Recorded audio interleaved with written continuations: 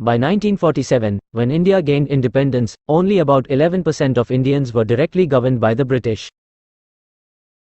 By 1947, the British administered 60% of the Indian population, and Indian princely states, Indian kingdoms, Indian tribes ruled over 40% of Indians.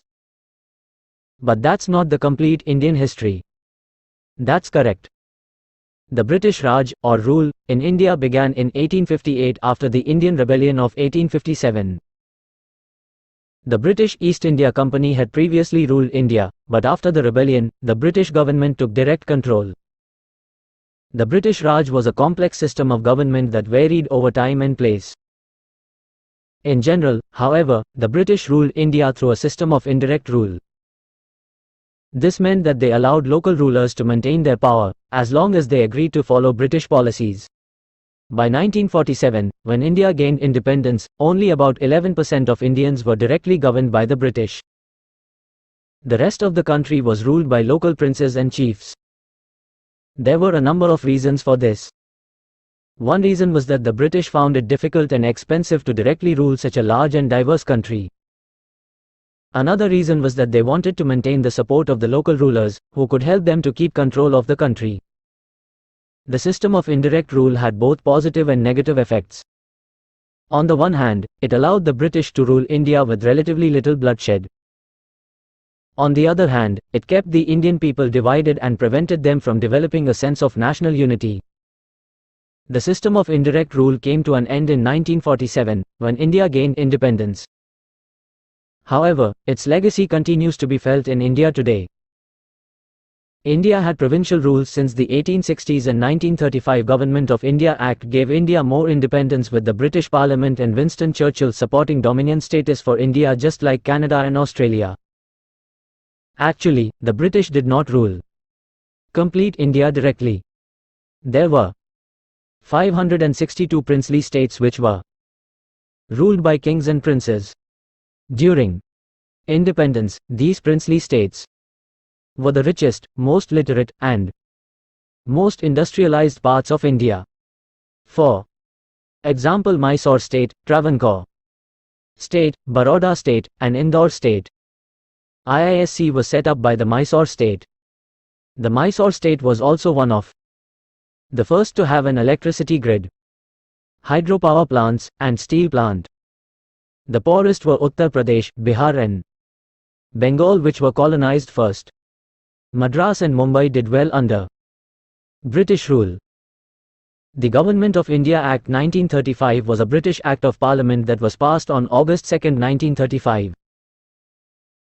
It was the longest act that the British Parliament ever enacted until the Greater London Authority Act 1999 surpassed it.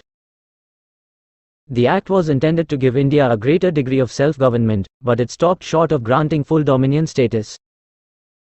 It created a federal system of government with two levels, the central government and the provincial governments. The central government was to be responsible for defense, foreign affairs, and communications, while the provincial governments were to be responsible for all other matters. The Act also provided for a bicameral legislature at the central level, consisting of a House of the People, elected by the people, and a Council of States, elected by the provincial legislatures. The Act also guaranteed certain fundamental rights to the people of India, such as freedom of speech, assembly, and association. However, the Act did not give India full control over its own affairs. The Governor-General, who was appointed by the British Crown, retained ultimate power over the central government.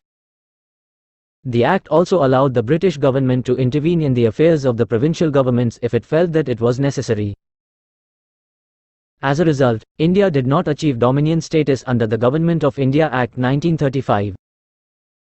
Dominion status is a status granted by the British Crown to a self-governing country that is still formally part of the British Empire.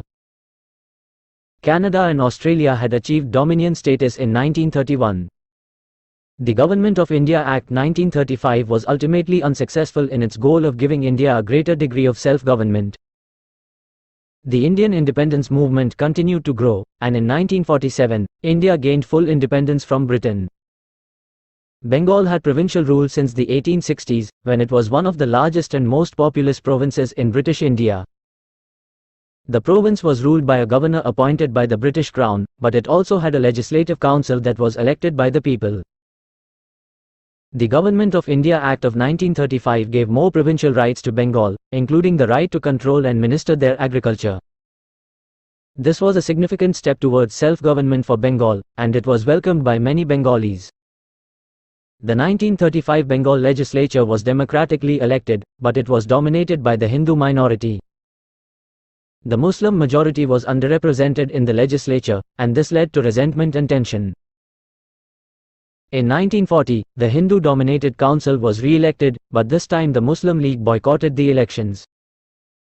The Muslim League was a political party that represented the interests of the Muslim minority in India. They were opposed to the Hindu-dominated Congress Party, and they demanded a separate Muslim state. In 1942, the Bengal famine began. The famine was caused by a combination of factors, including a cyclone, a drought, and the diversion of food supplies to the war effort. The famine caused widespread suffering, and it was particularly severe in the Muslim majority areas of Bengal. The Hindu-dominated council was blamed for the inadequate famine relief, and it was eventually kicked out of office. The Muslim League was then invited to form a government, and they used this opportunity to demand a separate Muslim state. The Bengal famine and the subsequent political crisis led to the partition of India in 1947. Bengal was divided into two parts, one for the Hindus and one for the Muslims. The partition of Bengal was a traumatic event, and it led to widespread violence and displacement.